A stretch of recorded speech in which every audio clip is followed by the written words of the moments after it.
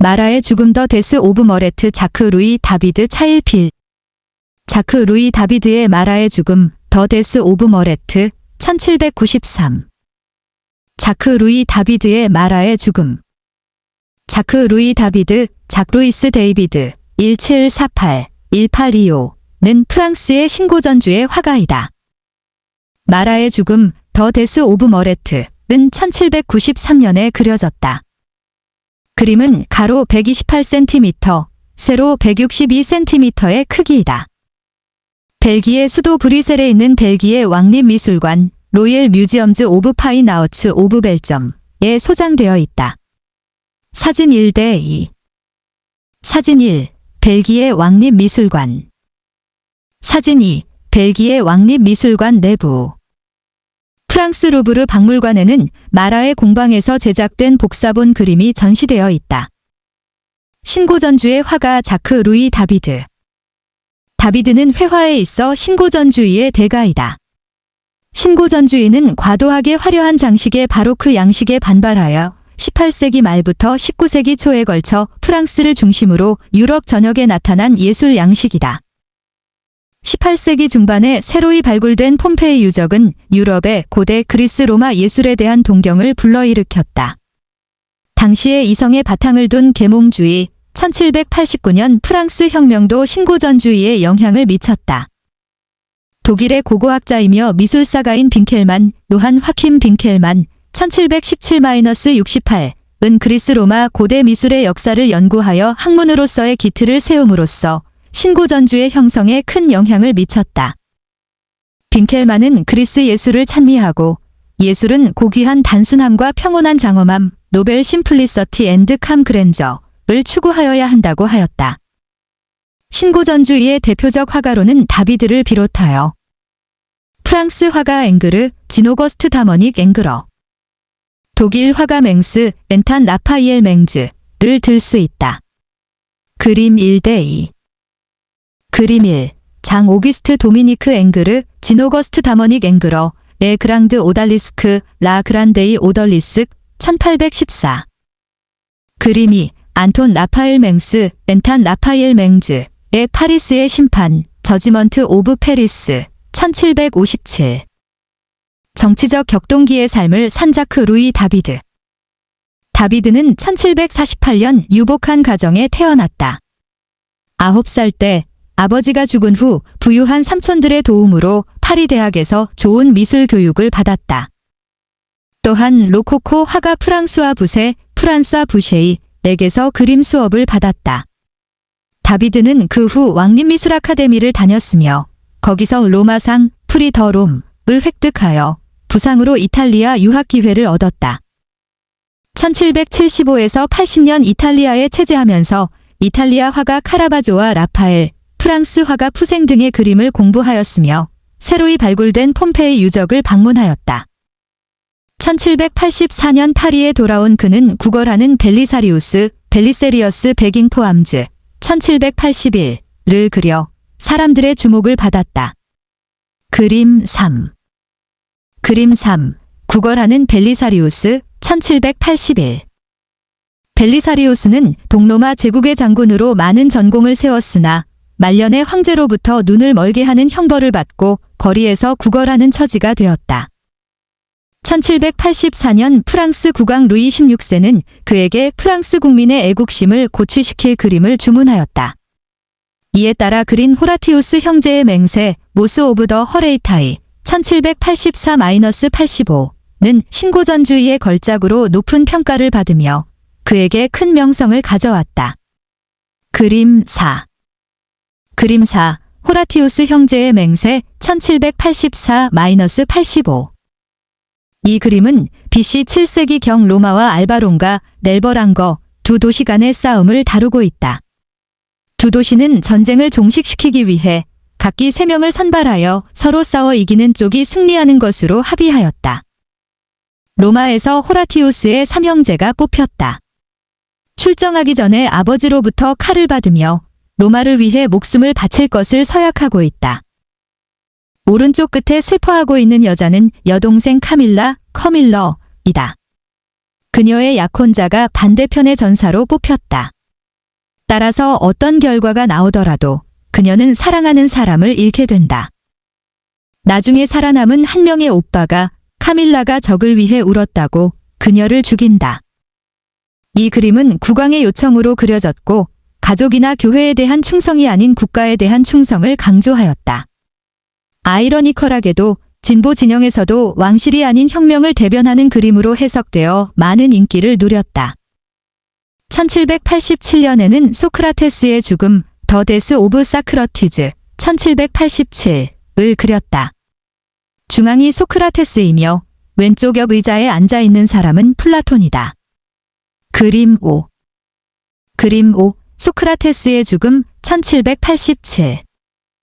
아래 그림은 1789년 프랑스 혁명 직전에 그려진 아들의 시체를 받는 브루터스 리시빙 더 바디즈 오브 히즈 선즈 1789이다.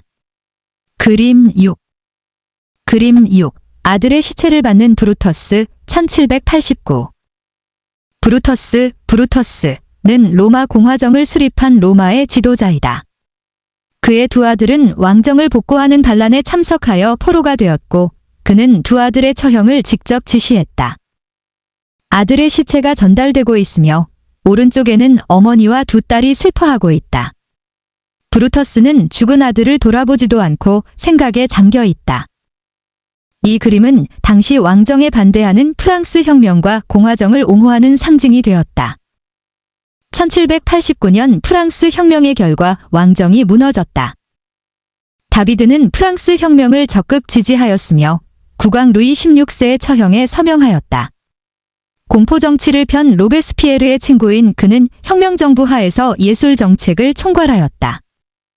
1793년 혁명 지도자 마라, 진폴 머레트가 암살당했을 때 그린 마라의 죽음, 더 데스 오브 머레트은 또 하나의 그의 걸작이다. 1794년 로베스피에르가 체포되어 처형되자 다비드도 감옥에 갇혔다. 그가 감옥에 있을 때 그린 사비니 여인들의 중재, 더 인터벤션 오브 서비너 위민 1799도 높은 평가를 받고 있다. 그림 7. 그림 7. 사비니 여인들의 중재 1799. 이 그림은 로마를 건국한 로물루스, 라멜러스의 아내 헤르실리아, 허실리어가 로물루스와 사비니의 지도자인 그녀의 아버지 사이에 뛰어들어 싸움을 중지하라고 호소하고 있다. 그녀의 아이들이 그 사이에 있고 창을 든 로물루스는 공격하는 것을 주저하고 있다. 갈등을 사랑으로 극복하고 아이들을 보호하며 프랑스 혁명으로 인한 유혈 사태를 종식시키고 서로 화해하기를 기원하는 메시지를 담고 있다. 감옥에 갇힌 다비드는 나폴레옹이 권력을 잡자 궁정화가로 발탁되었다. 이후 나폴레옹을 모델로 하는 그림을 여러 점 그렸다. 나폴레옹을 미화하여 그린 잘푸스를 건너는 너폴리언 크로싱 더 엘프스 1805이 유명하다. 나폴레옹은 이 그림을 그리기 위해 모델로 앉아달라는 다비드의 요청을 거부하였다. 그림 8. 그림 8. 알프스를 건너는 나폴레옹 1805.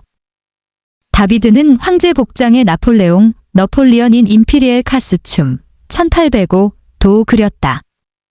나폴레옹은 이 그림을 좋아하지 않은 것으로 알려졌다. 그림 9. 그림 9. 황제 복장의 나폴레옹 1805. 1812년에 그린 틸르리 궁전 서재에서의 나폴레옹 황제 더 엠퍼러 너폴리언인 히즈 스터디 앳 틸러리즈 1812의 초상화도 잘 알려져 있다. 그림 10. 그림 10. 틸르리 궁전 서재에서의 나폴레옹 황제 1812. 1815년 워털루 전쟁에서 패한 나폴레옹이 프랑스에서 추방되자 다비드도 벨기에로 망명하였다. 1825년 사망하였다. 마라의 죽음. 장폴 마라, 진폴 머레트 1743-1793는 정치가, 언론인, 의사였으며 프랑스 혁명 당시 급진 노선의 자코뱅당의 주도적 인물이었다.